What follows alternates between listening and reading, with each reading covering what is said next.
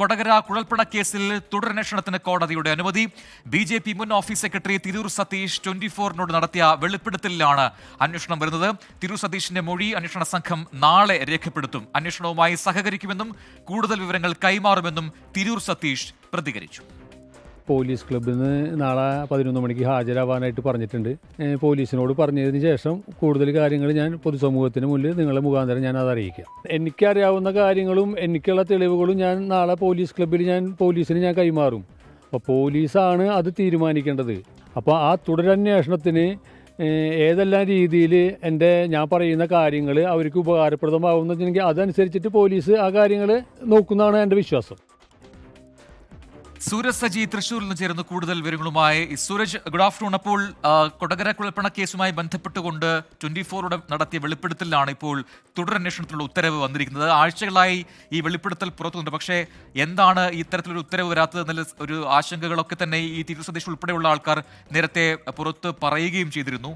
ഇപ്പോൾ ഉത്തരവ് വരുന്നു. അപ്പോൾ എങ്ങനെയാണ് അതിന്റെ നടപടിക്രമങ്ങൾ? ഇന്ന് തിരൂർ സതീഷ് എന്തൊക്കെയാണ് മാധ്യമങ്ങളോട് പറഞ്ഞത്? പ്രജിൻ, തിരൂർ സതീഷ് 24 വെളിപ്പെടുത്തൽ നടത്തി 29-ാം ദിവസമാണ് ഈ തുടരന്വേഷണം സംബന്ധിച്ചുള്ള അനുമതി കോടതിയിൽ നിന്നുണ്ടാകുന്നത്. ഈ വെളിപ്പെടുത്തൽ പുറത്തു വന്നതിന് തൊട്ടു പിന്നാലെ തന്നെ തുടരന്വേഷണം സർക്കാർ പ്രഖ്യാപിച്ചിരുന്നു. പ്രത്യേക അന്വേഷണ സംഘത്തെയും സർക്കാർ രൂപീകരിച്ചിരുന്നു. പക്ഷേ കോടതിയിൽ ചില സാങ്കേതിക തടസ്സങ്ങളെ തുടർന്ന് ഈ പുനരന്വേഷണ ഉത്തരവ് വൈകുകയായിരുന്നു. ഇന്ന് ഇത് പരിഗണിച്ച തൃശ്ശൂർ ഇരിങ്ങാലക്കുട കോടതിയാണ് ഈ തുടരന്വേഷണത്തിന് അനുമതി നൽകിയിരിക്കുന്നത്. 90 ദിവസത്തിനകം ഇത് അന്വേഷിച്ച് ഈ തുടരന്വേഷണം നടത്തി കുറ്റപത്രം സമർപ്പിക്കണമെന്ന കർശന നിർദ്ദേശമാണ് കോടതി നൽകിയിരിക്കുന്നത്.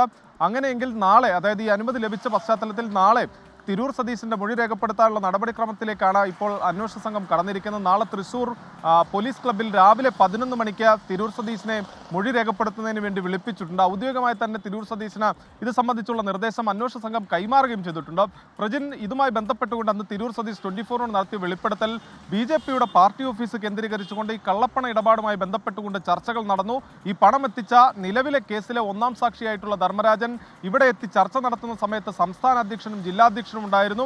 അവരുമായി ചർച്ച നടത്തിയ ശേഷം ഇവർ ധർമ്മരാജനെ ഇലക്ഷൻ മെറ്റീരിയൽ കൊണ്ടുവരുന്ന ആളാണെന്ന് പറഞ്ഞ് തനിക്ക് പരിചയപ്പെടുത്തിയെന്നും പിന്നീട് 4 ചാക്കുകെട്ടുകളിലായി 6.5 കോടിയിലധികം രൂപ BJPയുടെ ജില്ലാ കമ്മിറ്റി ഓഫീസിലേക്ക് എത്തിച്ചു എന്നുള്ളതുമായിരുന്നു തിരൂർ സതീശിന്റെ വെളിപ്പെടുത്തൽ.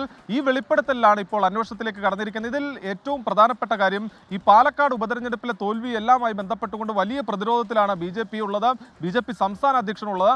ഇതിന് തൊട്ടു പിന്നാലെ കൊടകര കുഴൽപ്പണ കേസിൽ ഒരു തുടരന്വേഷണം വരുമ്പോൾ അത് BJPയെ സംബന്ധിച്ച് വലിയ പ്രതിരോധത്തിലേക്ക് അവരെ തള്ളിവിടുന്ന ഒരു സാഹചര്യം ഉണ്ടാവും. പ്രത്യേകിച്ച് സംസ്ഥാന അധ്യക്ഷൻ K സുരേന്ദ്രനെ അടക്കം ഇനിയും വീണ്ടും വിളിച്ചു വരുത്തി ചോദ്യം ചെയ്യുന്ന അടക്കമുള്ള നടപടികളിലേക്ക് പോലീസ് കടക്കും എന്നുള്ളതാണ് പറയുന്നത്. ഇതിൽ ഏറ്റവും പ്രധാനപ്പെട്ട മൊഴി വന്നിരിക്കുന്നത് സംസ്ഥാന അധ്യക്ഷനെതിരെയും ജില്ലാ അധ്യക്ഷനുമെതിരെയാണ്. സ്വാഭാവികമായും അവരെ ഈ കേസുമായി ബന്ധപ്പെട്ടുകൊണ്ട് വിളിച്ചു വരുത്തേണ്ടി വരും, ചോദ്യങ്ങൾ ചോദിക്കേണ്ടി വരും. അങ്ങനെയെങ്കിൽ നാളുകളിൽ BJPയെ സംബന്ധിച്ച് കൊടകര കുഴൽപ്പണ കേസ് വീണ്ടും ചൂടേറുന്നു. ഈ BJPയുടെ നേതാക്കളടക്കം വലിയ പ്രതിരോധത്തിലേക്ക് പോകുന്ന ഒരു സാഹചര്യമുണ്ട്. എന്തായാലും നാളെ തിരൂർ സതീശിന്റെ മൊഴി പ്രാഥമികമായി രേഖപ്പെടുത്തിക്കൊണ്ട് ദ്രുതഗതിയിൽ തുടർ നടപടിയുമായി മുന്നോട്ട് പോകാനാണ് SITയുടെ തീരുമാനം. പ്രജിത്ത്, സൂരജ്, ഈ കേസുമായി ബന്ധപ്പെട്ട് നമുക്കറിയാം ചില മിസ്സിംഗ് ലിങ്കുകൾ ഉണ്ട് എന്ന് നേരത്തെ തന്നെ പല ആക്ഷേപങ്ങളും ഉയർന്നതാണ്. ഇപ്പോൾ തുടരന്വേഷണമാണ്. അപ്പോൾ നേരത്തെ ആദ്യ അന്വേഷണത്തിൽ ശ്രദ്ധിക്കാതെ പോയ കാര്യങ്ങൾ അല്ലെങ്കിൽ ഒഴിവാക്കപ്പെടുത്തിയ കാര്യങ്ങൾ അതെല്ലാം കൂടി ചേർത്തായിരിക്കുമോ ഈ പുതിയ വെളിപ്പെടുത്തലിന്റെ അടിസ്ഥാനത്തിലുള്ള അന്വേഷണം?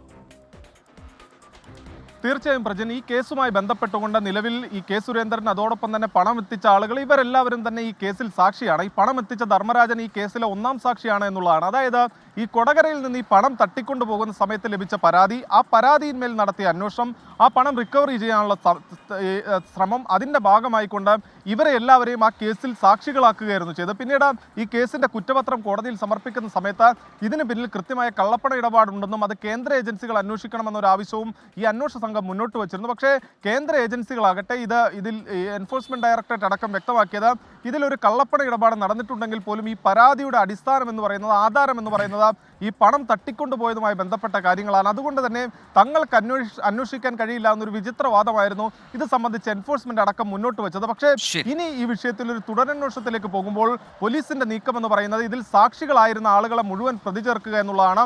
ഈ ധർമ്മരാജനടക്കം ഈ കേസിൽ, അതായത് തുടരന്വേഷണത്തിന്റെ വേളയിൽ പ്രതികളായി മാറുന്ന ഒരു സാഹചര്യമുണ്ട്. അങ്ങനെയെങ്കിൽ ഈ കേസിൽ നിലവിൽ സാക്ഷികളായിട്ടുള്ള BJP നേതാക്കൾ എല്ലാവരും പ്രതികളായേക്കും എന്നൊരു ആശങ്ക അല്ലെങ്കിൽ ഒരു സൂചന പുറത്തു വരുന്നുണ്ട്.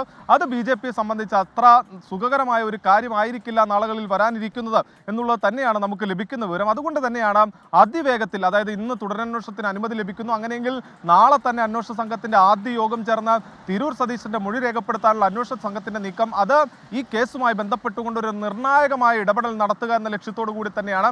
എന്തായാലും രാവിലെ നാളെ നിർണായകമാണ്. അതേ രീതിയിൽ നേരത്തെ സൂരജ് പറഞ്ഞതുപോലെ തന്നെ ആദ്യഘട്ടത്തിൽ ഒഴിവായി പോയ കാര്യങ്ങൾ, ശ്രദ്ധിക്കപ്പെടാതെ പോയ കാര്യങ്ങൾ, മിസ്സിംഗ് ലിങ്കുകൾ, അതെല്ലാം ചേർത്ത് വെച്ചുകൊണ്ട് ഒരു അന്വേഷണ രീതിയിലേക്കാണ് ഈ തുടരന്വേഷണ സമയത്ത് പോലീസ് കടക്കുക എന്ന് വ്യക്തവുമാണ്. അങ്ങനെയെങ്കിൽ നേരത്തെ സാക്ഷികളായവർ പ്രതികളായേക്കാം എന്ന ചില സൂചനകൾ കൂടി ഇപ്പോൾ പുറത്തു വരുന്നു. തൃശ്ശൂരിൽ നിന്നും സൂരജ് സജിയാണ് വിശദാംശങ്ങൾ നൽകിയത്.